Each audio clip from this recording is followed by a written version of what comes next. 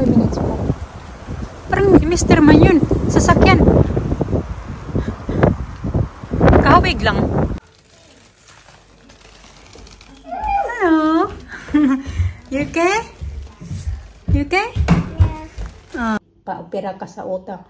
Kaya, ganun. Tapos pagdating naman sa mata niya, meron talagang kasi pag once na may hydrocephalus ka mga kachika,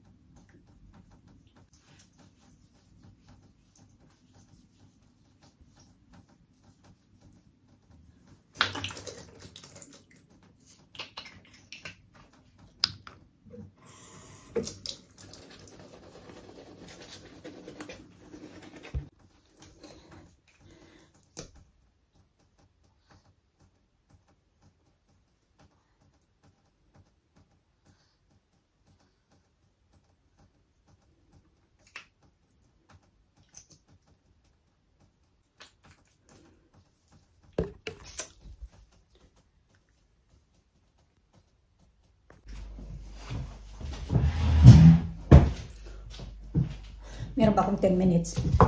Uupo lang muna ako kasi hindi ko patapos yung kape ko. Niready ko na pala yung pagkain ng mga bata, mga kachika. Meron akong bran flakes at saka ito. So, maglalagay na lang din ako ng milk kasi baka magising sila, natulog pa si Mr. At least pagbababa sila, meron na silang makakain dito. Iniwan ko na lang din yung croissant kasi bubuksan na lang to nila. Madali lang naman to buksan pag gusto nilang kumain. Although sa Lisa, medyo okay na, wala na siyang temperature, pero yung ubo niya malambot na. Nandun natutulog pa. Pero si Mr. gising. Mga bata lang tulog pa. Iwan ko lang din yung milk para pag sila na lang maglalagay ng milk. Alina marunong naman yun. Pati si Alisa, ihalo na lang nila yung milk mamaya. Kaya ready ko lang dito. Hindi naman ito magtatagal kasi 7:25 na ng umaga. So mga 8 o'clock baka gising na yung dalawa. Kaya okay lang yan dyan dito.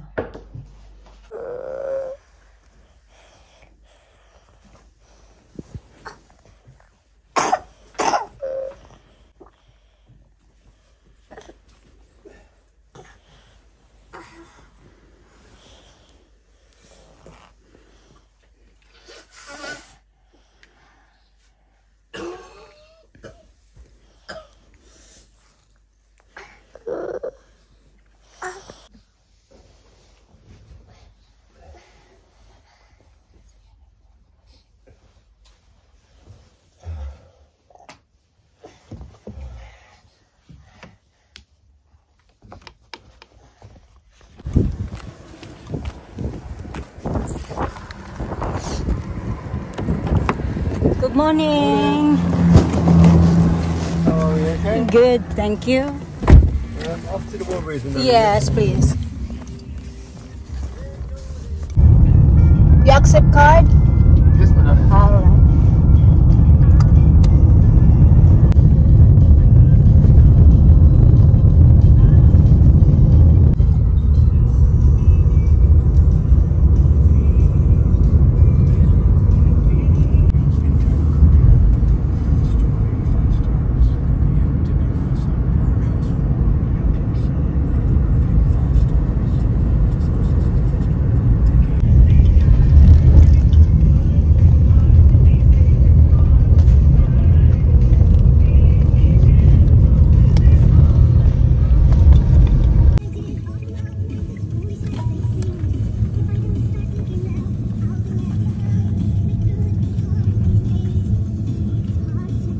Thank you. 13 pounds.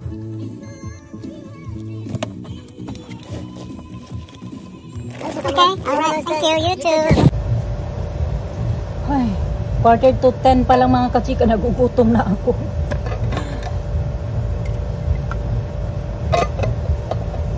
Nag-tea lang ako. Meron akong tea. Alam ko nung ipapares ko. Marami naman daw yung biscuit.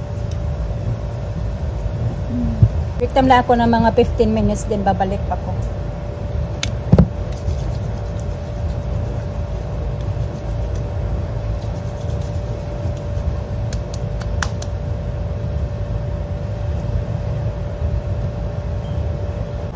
Kailangan kasi namin itong gawin pag ganito na matapos na yung shift namin. Kailangan namin itong gawin mga kachika kung ano yung lalagyan namin ng check, kung alin yung inanuhan namin.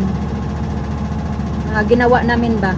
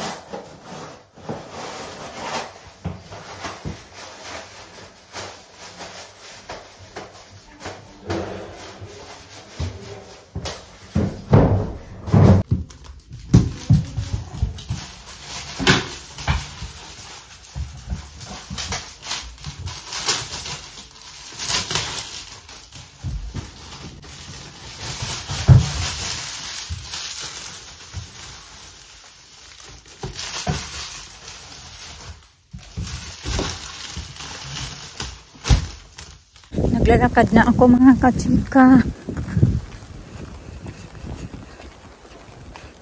Buti na lang, masala. Hindi siya maulan today ba. Pero naka-raincoat pa din ako dahil kaya nang umaga kasi maulan. Kasi hindi ako nagdala ng sweater. Kaya kailangan ko suotin yung aking raincoat dahil malakas yung hangin. Nilalamig ako. Naka-raincoat na maaraw naman. Pangtakip lang ba para hindi malamigan masyado. So tumawag na ako kay Mr. na ano ko, hindi talaga okay din yung boses niya kasi nga sabi ko sa inyo na masama yung pakiramdam niya dahil nga nahahawa yan siya sa mga bata. Ganun yan silang tatlo. Pag magano ba, magpalitan. Alina, Alisa, din sa kanya. Sila nyo na may edad na talaga, so mahina na yung immune system niya, mabilis lang makakuha ng sakit-sakit. Sabi ko, kumusta ka na? Okay lang daw. Saan ka? Akala ko lumabas na sila kasi diba usually mga bago ako matapos sa trabaho lumalabas na yan sila kasi dinadala niya yung mga bata sa park. Sabi niya nasa bahay daw, nasa kitchen daw siya. Siguro naghahanda siya ng makakain ng mga bata or ano yung ginawa niya doon sa kitchen kasi yun lang naman ginagawa sa kitchen, maghanda ng pagkain ng mga bata or kakain siya. Then sabi ko sige magbabas na lang ako, wag mo na lang akong sunduin para hindi nyo na kailangan lumabas kasi nga hindi nga maulan pero malakas yung hangin tapos hindi kayo okay tatlo talaga. Although si Alina natulog na, kaligo na yun siya kahapon pero hindi pa talaga siya totally okay ba. Alina may ubo pa din. Kaya sabi niya, okay daw, that's good daw. So naisip ko, parang gusto kong pumunta ng town. Depende lang Gusto kong pumunta ng town kasi magano ako yung pupunta ko ng Tiki Max. Bibilhan ko si Alisa ng yung lunchbox niya kasi wala siyang lunchbox. Tignan nyo may squirrel mga kachika. Ayan siya. Oh, umakyat na. Hala pa. Ayun na nga. Bus na yun.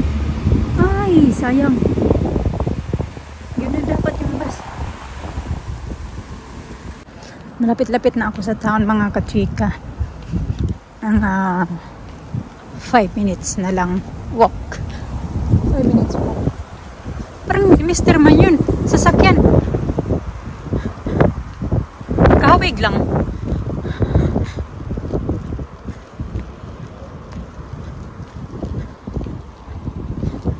Matagal-tagal pa yung bus mga kachika. 3:20 pa. Ano pa lang. 2:20 ng hapon. So, isang oras pa yung aantayin ko.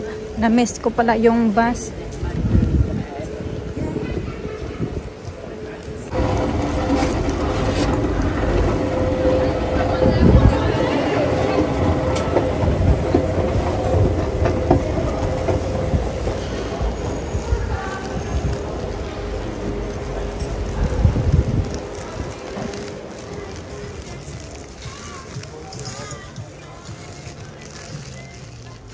Ito mga kachika, may nakita ako na ito, tag 3.99 lang siya. Ganda na. Ayan, may ganyan siya sa loob. Ito, para tig-isa sila. Twinning sila. Kasi yung ito kasi walang ano, ganyan. Pati yung ito, ayan siya. So ito na lang. Tig-isa silang dalawa.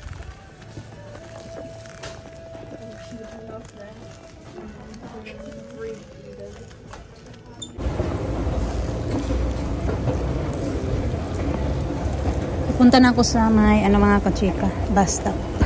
Tapos na ako doon sa Tiki Max.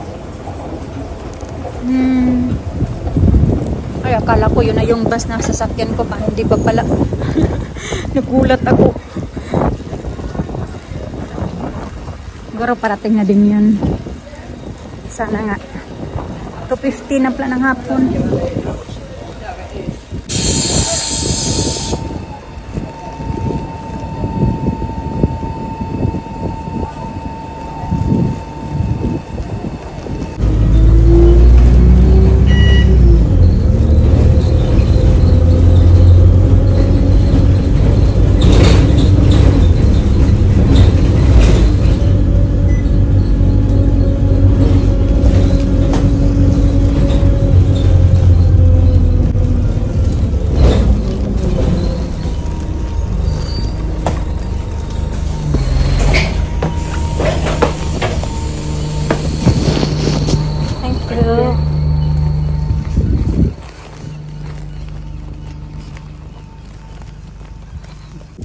Dito na ako.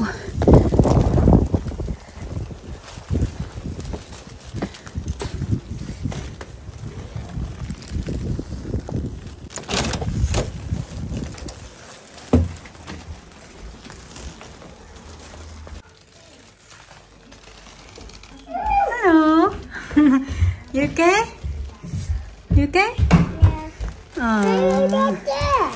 Yeah. You were quick. You wasn't. Where were you? I went to work. Then I went to the town. Was fighting. Did you brush your teeth? Yeah. Good girl. How about you, Lina? Yeah. Oh. How did you do it? Right here? Yeah, I'm gonna clean that one first. Okay, tara. Get inside. Get ka na. Oh, you got me clothes. Okay. Is that Auntie? No, I think Bye, you're answered. There. You feel better now, Lisa? Yeah. She didn't want to go out. She don't want to go out? You know, she follow either. Okay. She's not well. Oh, there. She Okay. go out. So windy out there. It's wet? Yeah. No, it's too cold for that view. Look at the weather there. Bubble bath. Later, Alina, later. Dance daw. I like bubble bath. Yeah, later, I said. Later. Can I have bubble bath? Are you going to school tomorrow? I'm going to have lunch. Give me your socks. I'm gonna have lunch. Me? Yeah? Give me the socks, please. Get the socks. Pick up the socks. Oh, Why, there's a tissue out there. cold.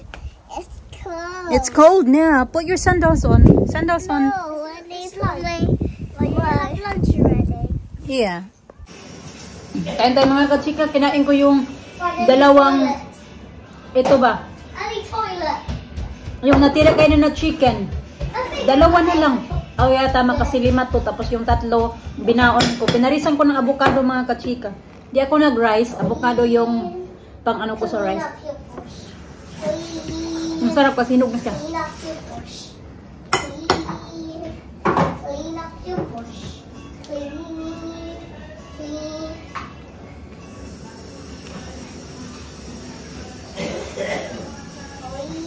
Maya na ako din mag-date sa living room.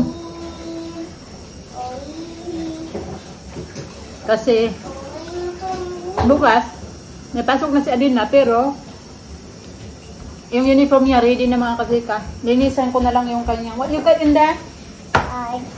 What's up? Aside. Linisin ko na lang yung kanyang Oh. sapatos. Uniform nakaplansa na.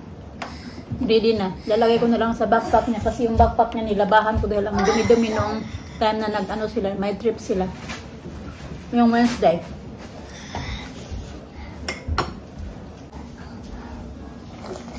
Actually, I need the toilet. Okay. I'm doing the dishes. What you got there? Huh? I'm doing the Mm. dishes again. Okay. But after you finish your food, I clean. Okay.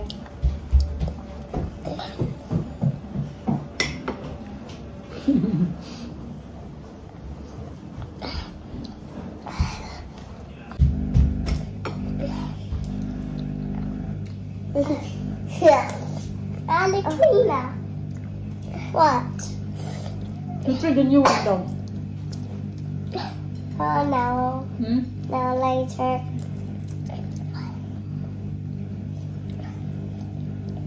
This is a lunch. You brush your hair earlier? Yeah. You put oil? Yes.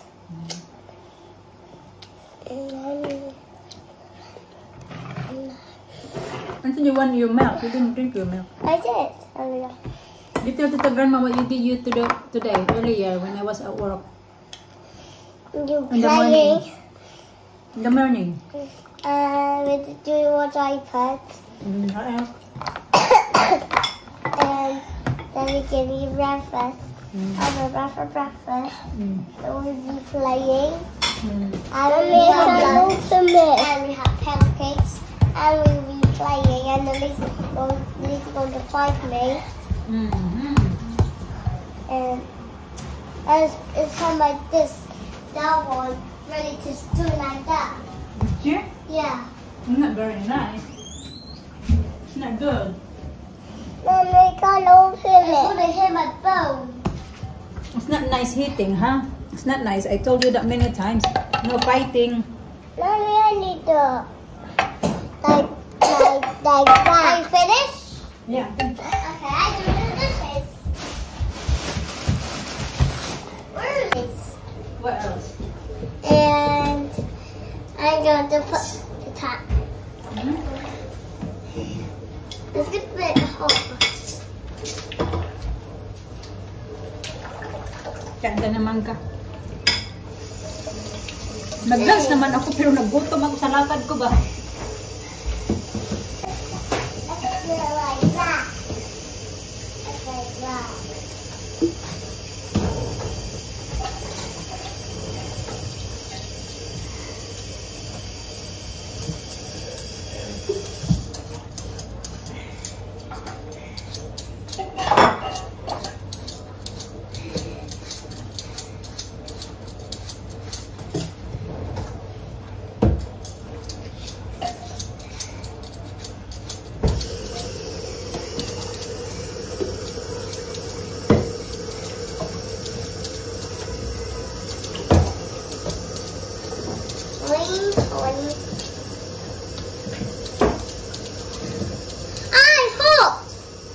That water. How about Okay, I think that's it now. Okay, you have a lot of water there now. a little shower.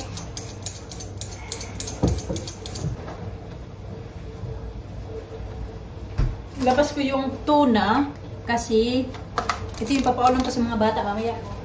Parisan lang yan ng rice. Mamaya ako magsaing. Anong oras na ba? Alas 4 pa lang naman. Magsaing ako ng mga alas 5 kasi batulungin ko yun sila ng maga. Drink the food out the bottle. Okay. Sus. Do you know, Mommy, I have bubble bath. Your hair smells good. Because I put on my face. It's my skin. Oh, look at my skin. Oh, look, you see my skin, Mama? It's like white. I do my hair this side. Okay. And Ito si Tita Grandma. You're not talking to them. I want to brush my hair. Wait. Ta!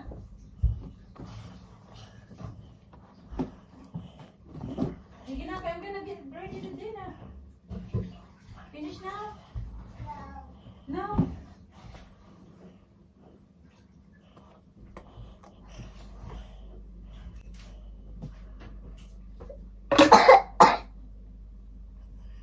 Just go downstairs.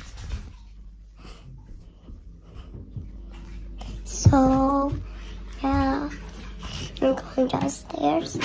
Yeah, Mom's busy. Look at it. Busy, Mama. Busy, Mama.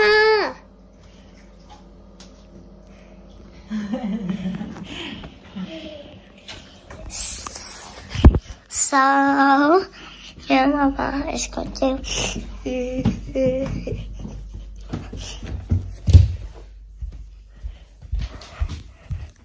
You nailed again. Wake up.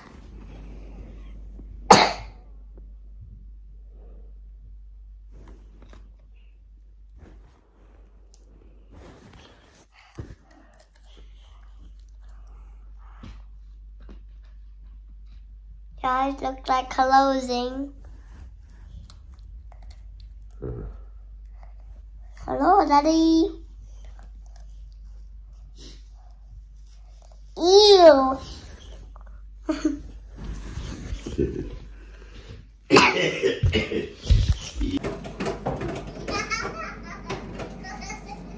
It's very windy now. Look, getting cold.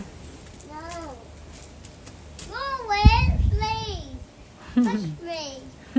Is the wind pushing you? Yeah? Yeah, a little bit. Uy, I didn't see adobo. Nag-expect si Adina na adobo na naman yung ulam I nila. like adobo. We had adobo the other day. Ito kasi yung tuna. Yan yung ulam nila tonight.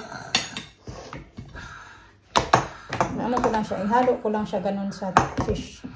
Adobo. Kasi kagabi naman nag-soup to sila eh. Baba. Kasi nga masama yung pakiramdam nila kaya mas maganda na may soup. Baba. Hindi naman, fish. What is that? It's very good fish. Video namin mga kachika, nag-share ako tungkol nga sa yung sitwasyon ba ni Alina mga kachika ba. Sabi nyo na dapat patingin siya ng mga eksperto. Actually, ito din talaga yung isa sa rason na ayaw kong mas gusto ko. Kahit gustuhin man ni Mr. na mag-stay, doon kami mag-for good na sa Pinas. Pero ako lang talaga yung pilit ba na nandito kami. Kasi mas gusto ko dito pagdating nga dito sa health, diba? Kasi nga, ganyan yung mga check-up, free lang, mga bata-bata. Unlike sa atin na sobrang mahal, lalo na noong time na nandoon pa kami noong sa Pinas pa lang kami na doon, diba? Doon ako nanganak sa Pinas, tapos pagkatapos noon sa Tacloban ako nanganak. Tapos ni-refer kami doon sa Cebu. So pagpupunta kami ng Cebu galing Tacloban, ang laki-laki ng gasto namin pag pupunta kami noon ng Cebu. Pero dalawang beses pala. Isang beses na rin napunta doon, tapos yung una naman kami, pina-MRI namin siya. Kasi nahirap kasi doon dahil sa Tacloban, kung saan ako nanganak na, mayroon naman silang MRI, pero baby pa kasi sila noong time na yun. Pero nirefer ako doon sa hospital ng sister, parang magkaano lang ba, isa lang yung kumpanya nung hospital na pinanganakan ko sa Tacloban. Tapos nagpunta kami ng Cebu kasi mas marami, meron doon mas magagaling na mga espesyalista ba doon sa Cebu pagdating sa mga bata. Doon ko siya MRI, tapos yun nga, magasto talaga kasi mag-i-stay pa kami ng hotel doon, lalo na wala kaming matutuluyan doon sa hotel sa Cebu. So nag-stay kami noon ng mga ilang araw kasi nagpa-MRI si Alina, pero hindi na namin inantay noon yung kanyang result. Binalikan na lang ni nanay, si nanay na lang yung nagkuha kasi pwede naman na si nanay na lang, ibang ano na lang, hindi na ako mismo yung kukuha ng resulta. So yun nga, sabi nung kumuha ng nanay ng result na yun nga, confirm na yun kasi yung first niya na MRI. Although alam na namin yun na may tubig talaga siya nung dito kasi ako nung nabuntis sa UK do. So dito parang sa UK nalaman na namin yun na may ganun nga siya, yung utak niya. Tapos yun nga, sabi ng doktor na kailangan niya pa-operahan. Pero hindi agad-agad kami nag-decide na pa-operahan siya kasi gusto namin na magkuha pa kami ng iba bang matingnan pa ba siya na ibang doktor na titingin sa kanya, ibang espesyalista. Kaya nagpunta kami noon dito ng UK noong 2018. Pinanganak ko siya ng 2017, pumunta kami dito ng UK 2018. Tapos doon na yun, inano na agad namin siya, pina-MRI ulit namin siya dito. Pero hindi naman talaga yung tipo na kailangan siyang operahan, mga kachika. O na-share ko na to sa inyo dati, yung mga dati pa nakasubscribe sa amin, alam niyo na yung kwento na ito. Pero i-share ko na lang ulit kasi may bago na naman na yung mga subscribers ba gano'n. Ito yung Exeter, kung saan yung medyo malapit lang dito sa amin. Come here na mo, 45 minutes yung biyahe. Tapos sabi nirefer ulit kami, sabi nung espesyalista, yung ano yun siya pediatric, espesyalista ba? Mga bata din.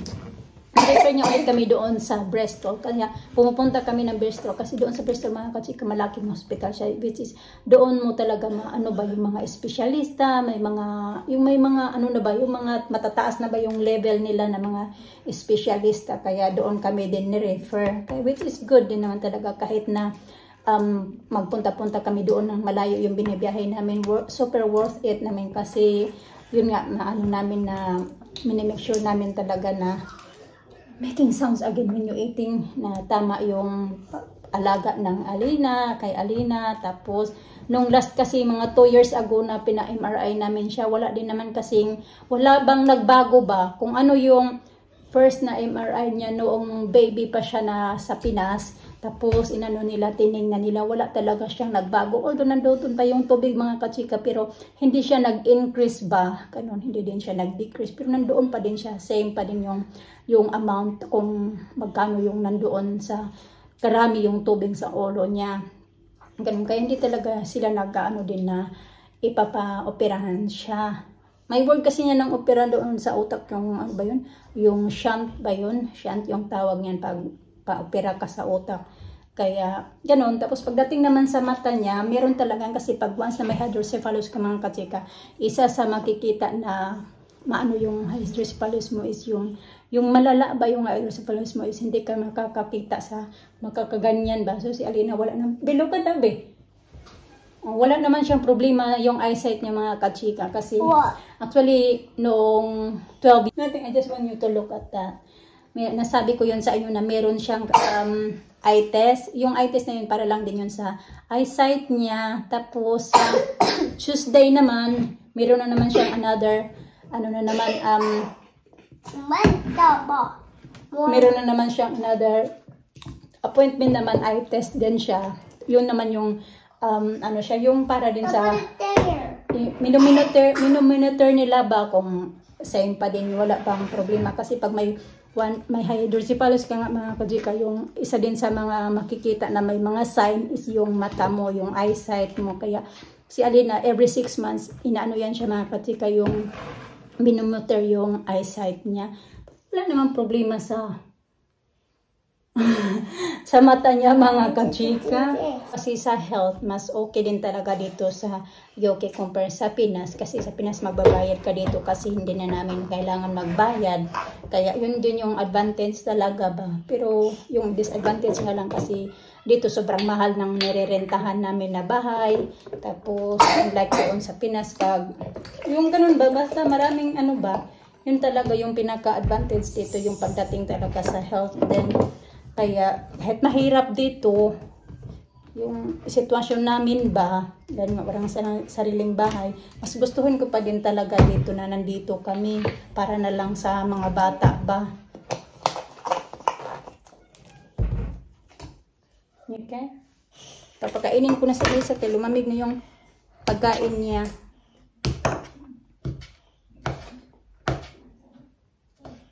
Galing nga kami doon sa London, yun yung time na napunta kami sa Bristol, diba? So yun yung last na nagtiningnan siya ng yung specialista nga sa mga utak, kanon, neurosurgeon pala yung tawag noon. Kaya, sobrang naman, yung inaano kami ba kung meron bang mga pagbabago, tapos min-measure yung ulo niya, ganon. Natuwa na din naman yung doctor nga kasi kita niya na malaki na si Alina samantalang nung first time niya na makita ang liit-liit pa noon. Wala pa daw super, wala pa din namang talaga na yun kailangan siya pa operahan, wala pa namang ganun. Pakainin ko muna si Alisa mga kachika ng manood siya ng TV. You eat there now, eat. Eat na, eat. Why are you putting Elisa in the living room? Uy, coffee now. Okay, you're not listening to me earlier.